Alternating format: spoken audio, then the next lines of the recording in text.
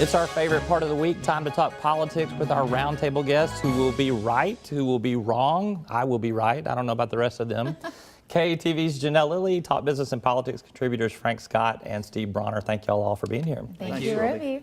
Frank Scott, I'm coming to you first. All You're right. a highway commissioner. You heard earlier in the show, Representative Joe Jett makes this, throws this proposal out here for using 25% of surplus funds to potentially fund highways and roads. What do you think of the idea? Number one, I was completely surprised. However, I think it's a really great idea, something that's new, kind of out of the box, and we got to make sure we look into it.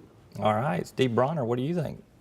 Well, I think that probably Frank would rather have something that's dedicated and certain all the time versus a surplus that could be there and could not be there. But You got to get what you can you get. got to get what you can. You'll take what you can get, right? Amen. I think that's really what the takeaway from this. I mean, we went through an entire session where there was no money allocated, so a surplus starts to look pretty good when you look that there's not even the political will to really distribute what we already have, well, for sure. But it's painless too. There's It no is. new taxes raised off of this. This Exactly. is something that exists already. I think that's the other kind of interesting factor. And to I me. think it'll be painful once the money runs out at the end of May, and we'll all feel that. But You is this think? enough? Is it enough? Right now, I think from what we heard from Representative Jett, it was around 400 or 500 million. What we particularly need, we've always talked about it, for our maintenance funds to be somewhere between 200 to 300 annually. So if we can get 500 million, which probably wouldn't, and is never going to be able to see it from a context standpoint, but anything we can get is going to be good. All right, let's shift gears. Governor Hutchinson earlier this week talking about a special session on May 26th for the state's second super project, Lockheed Martin facility down in Camden, Arkansas. This appears to be a layup to me.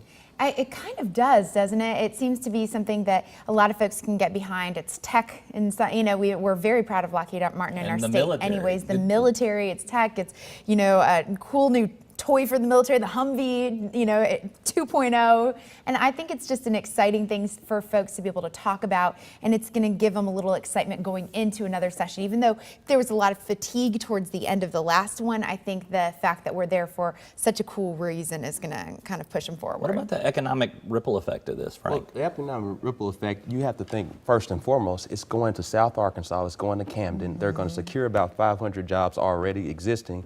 And then on top of that, another 600. So you're talking about 1,200 jobs that are going to be there, and there's going to be ripple effects from suppliers and vendors that have to locate, just like Walmart does. They maintain and make sure other people are coming to locate. So it's going to be tons of jobs, and it's going to be in a great area to do it. And Yeah. good jobs, too. Good jobs. Great jobs. All right, Steve Brawner, there are other items potentially on the call for this special session too. Maybe moving the presidential primaries in Arkansas, maybe state government reorganization to some effect. You think those things make it?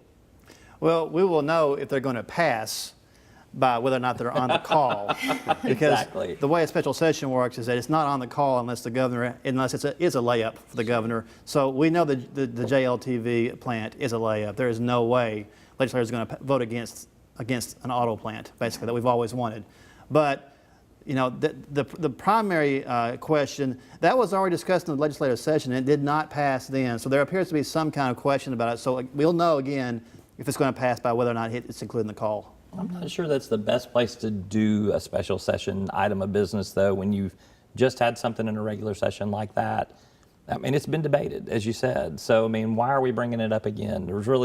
Is it to bring some sort of political advantage to Hillary Clinton or Mike Huckabee? I mean, in some ways, you've also had legislative, it's called the SEC primary for a reason. So you've seen the action taken in other states as well. I think that's something that at least it's more information regardless of whether or not it changes the outcome or not. And it may not even be on there. I think Steve's right. I think if it's not on the agenda, it's not going to, there's just no way that they had the political will to pass it. And I'm told that the state government reorg that may make it or not might be some combination of merging a couple of departments or agencies.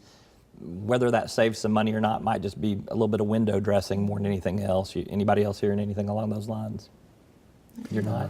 I think, Roby, you're I'm the only one that's plugged in on Well, this. on that one, Governor Hutchinson, when he spoke about this special session to political animals, he had details about the JLTV plant. He talked about a little bit about the primary, a little bit. But he just kind of really passed over the reorg thing. So I'm not really sure what he's thinking here. Well, there's always opportunities to kind of reorganize state agencies and right-size them to make sure there's more efficient services. So it's something that with this particular governor that's being very thoughtful in any and everything that he does. So it's definitely not surprising that he wants to look at reorganizing. He was thoughtful enough to go to Silicon Valley this last week, a story we broke at Talk Business and Politics this week. The governor finding his way to Tech USA out on the West Coast. This is an outgrowth, an outcome of the computer coding initiative.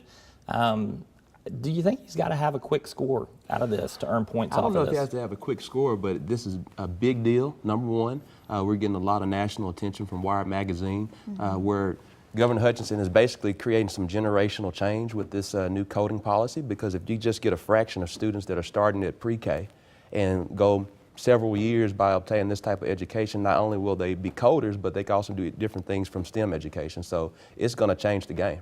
Does he have to get a quick score, though, to limit some of the damage that was done at the end of the session with the RFRA debate, the whole thought that Arkansas might not be a conducive community for those with advocating for gay rights? I think the visit has kind of, in some ways, tempered that a little bit. It was, Facebook was one of the folks on the list. I mean, just the personal visit, the fact that they accepted him out there, that they wanted to talk to him, I think in some ways that's tempered that. Now, whether or not that's a long-term fix, I mean, there's still huge discussions to be had. But I think in some ways that's one of the reasons he did it, right? To go out there to these giant companies and kind of make his pitch. What's your take, Steve? The visit is the biggest score. Just yes, this is good enough for now to kind of make that kind of go away for now. So. All right, we'll see. All right, another big debate this week centers around the health care contract. A week ago, they voted to approve one vendor, the Stephen Group, for $1 million.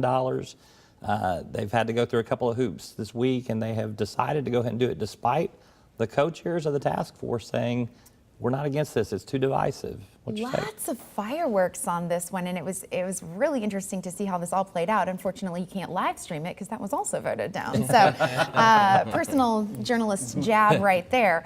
I think what you see here is not necessarily the votes that matter, but whether or not this task force can be effective is what's being called into question by a lot of folks who are watching carefully. If you can't even pick the person who's going to audit the program with any kind of consensus, how are we going to revamp this entire Medicaid program, come up with some amazing solution that makes enough people happy, that saves 230 people or 30,000 people on healthcare? I mean, there's a lot of questions being circulated as a result of that. I feel like the task force, what I'm going to be looking forward from them in the future is answering those questions for me.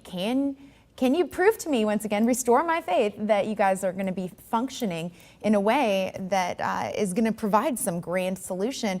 Because right now, even the speaker saying, well, maybe since we didn't do this, we should hire another group.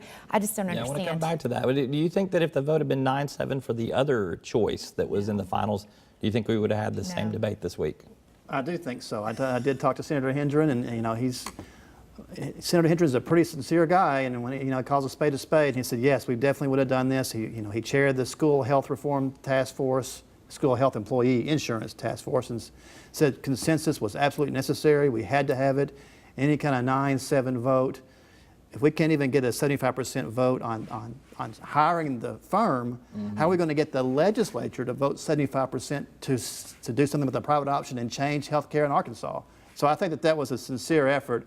But it passed anyway, so it certainly didn't work. 60 seconds. I want all of you to weigh in on this one real quickly. So Speaker Gillum says, let's hire this other consulting firm too, which is going to cost some more money. Is this a good compromise, or is this a waste of taxpayer dollars? I can recall, and you and I were doing that up in the newsroom, a lot of different things that $2.2 million could have funded during the regular session.